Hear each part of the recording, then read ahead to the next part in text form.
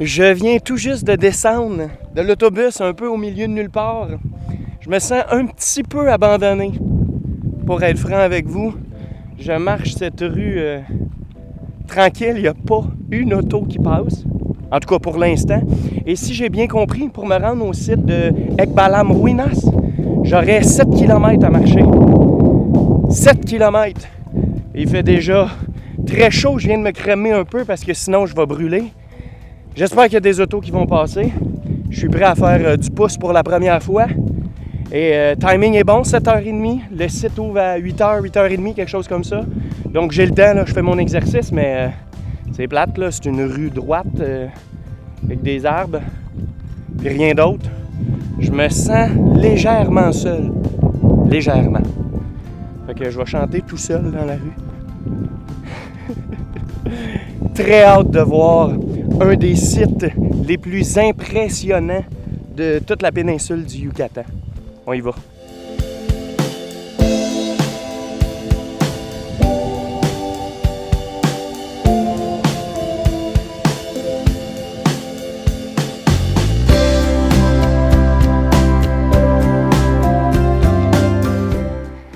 Je suis le premier, hein? Je suis le tout premier à être entré sur le site. Ça a tellement bien été en plus. J'ai fait du pouce. Juste le temps de serrer ma caméra, j'ai fait du pouce. Il y a une auto qui m'a embarqué. Après ça, il restait 1 kilomètre. Il y a une moto qui m'a embarqué. Et là, je suis le tout premier visiteur en ce 1er avril 2017 dans l'enceinte du temple Ekbalam. Ekbalam, là, ça signifie le jaguar noir. Et ce qui est cool de cet emplacement-là, bien, c'est que premièrement, il est très peu visité, très peu fréquenté. Regardez ça, il n'y a encore personne. Et deuxièmement, bien, c'est que les fouilles ont commencé uniquement en 1994. Donc, il y a encore des recherches à faire, puis ils trouvent encore des choses sur le site. Très récent dans l'histoire du Mexique. Le site était reconnu du côté politique, économique et aussi religieux. Il était très important. Et il faut savoir que dans le temps, il y avait 3 enceintes qui faisaient le tour au complet de la cité, avec 4 entrées principales qui se dirigeaient directement vers les 4 points cardinaux. Là, je vais aller monter le bâtiment le plus important, le plus impressionnant, qui est l'Acropolis. Les marches ont l'air quand même assez hautes, mais on n'a pas le vertige, ça devrait pas être un problème. Puis ben, je vais prendre le temps d'en apprendre un peu plus sur cette ancienne cité, puis découvrir tranquillement ces belles ruines.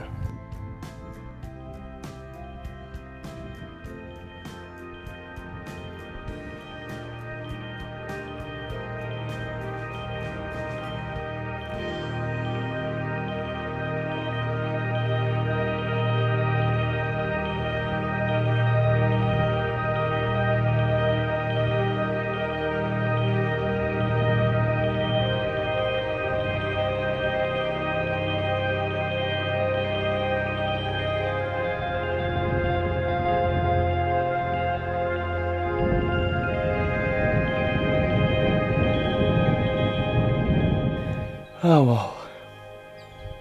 Un moment spécial pour Mr. J en ce moment. Je voulais partager ça avec vous. Je suis au sommet de ma toute première pyramide Maya. C'est pas la plus grosse, c'est pas la plus haute. On en a d'autres à voir. Mais je tenais à partager ce beau moment avec vous. Je suis direct au sommet, là, entre les petits blocs. Je me suis caché un peu parce que c'est venteux. Puis sinon, vous n'entendriez pas. Mais on poursuit ça. Regardez-moi ça. Ben, beaucoup de végétation, on s'entend. Mais on va changer de spot.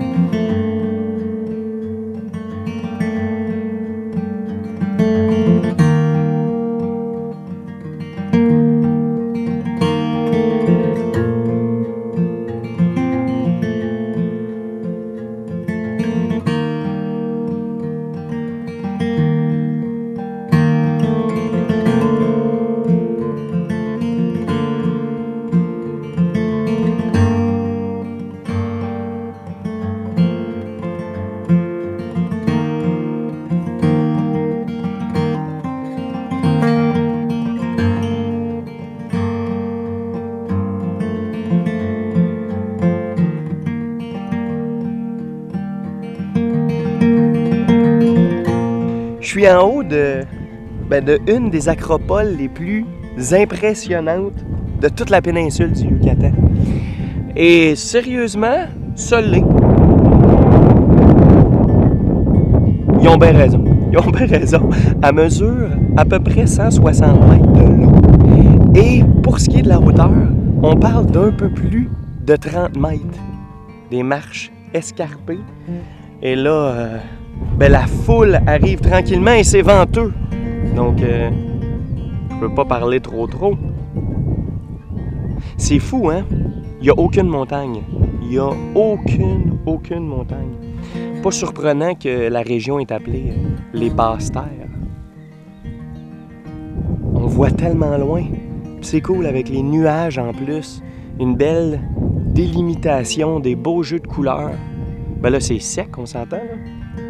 C'est pas très verdoyant, mais impressionnant.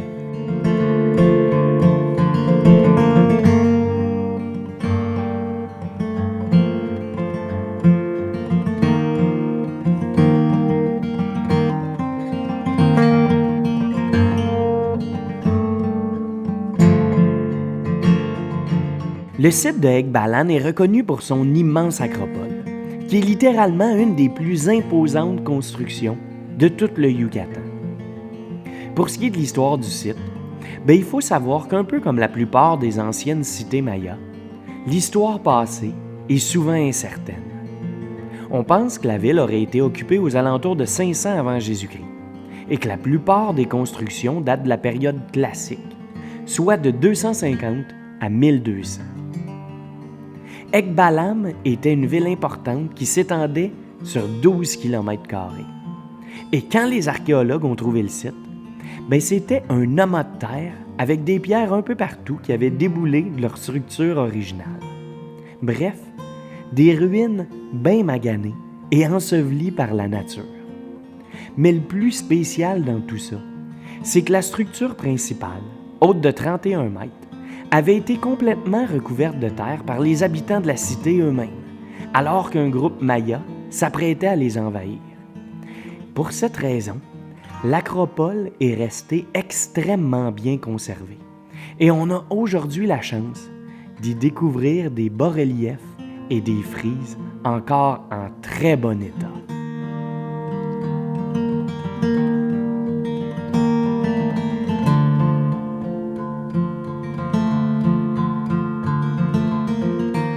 Le plus débile dans tout ça, c'est d'avoir toute la latitude de pouvoir se promener où on veut, de pouvoir marcher comme ça dans l'inconnu et découvrir une merveille de notre planète. Imaginez ça pendant 2 secondes. Je suis au Mexique, juste comme ça.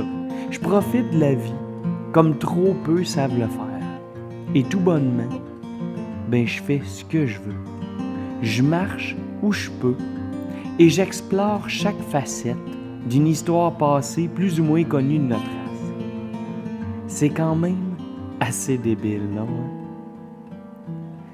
On laisse place à l'aventure et on découvre un nouvel espace incroyable.